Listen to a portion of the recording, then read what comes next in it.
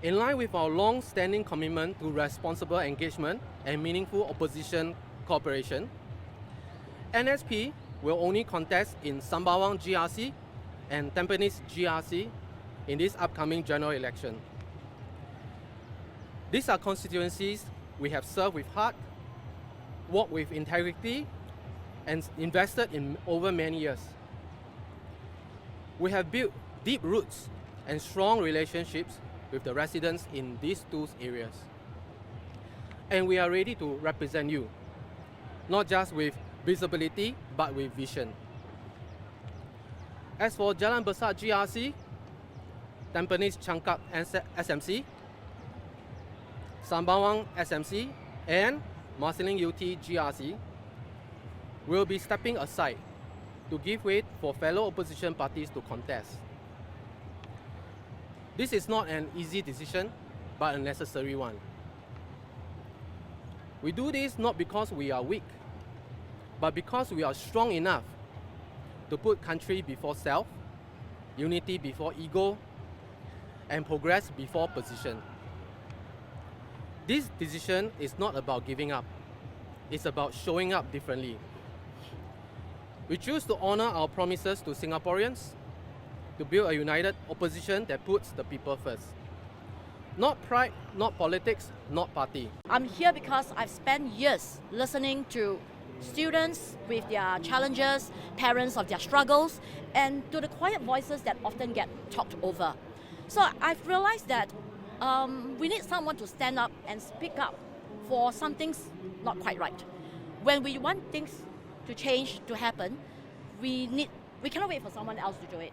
It's about being present, to use whatever voice that we have to help others find theirs.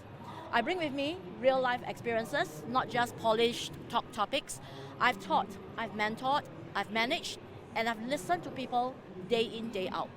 I understand the hopes and struggles of the everyday Singaporeans because I've walked with them and not just beside them.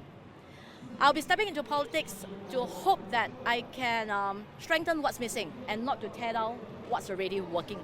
Okay, I'm not here to raise volume, I'm here to really raise the standards that we can.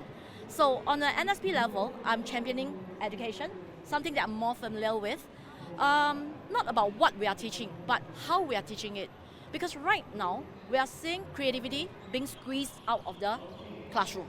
And students are limiting themselves to very standard and safe answers. Is that what we want our next generation to be like? It's not easy to bring up a kid.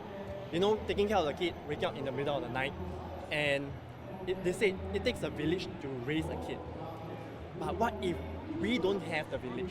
What if our parents are not available? What if we don't have helper? So, just to share with you a bit of my experience, you know, when my son was born, we have to knock onto different infant care to ask them for a slot. And it took us 4 months in advance, about 3 to 4 months, eventually we managed to secure a job. You know, the kind of anxiety that we have, right, is something that you cannot understand unless you're going through that. Is my wife going to quit the job if we can't find an infant care slot? Am I going to quit my job? So I feel that yes, it is very good that we have a lot of policies that are encouraging young parents to increase the fertility rate. Yes, I understand. However, there are a lot of rooms for improvement, and these are all cracks and holes that I feel that we should be able to voice out for this group of Singaporeans. Yeah, money, baby bonus, increase of parental leave, yes, they are all good. We forgot about the other aspect, which is the infant care or the early childhood educators. So in that sense, are we able to do more? Are they overworked? Based on my understanding, they are all overworked.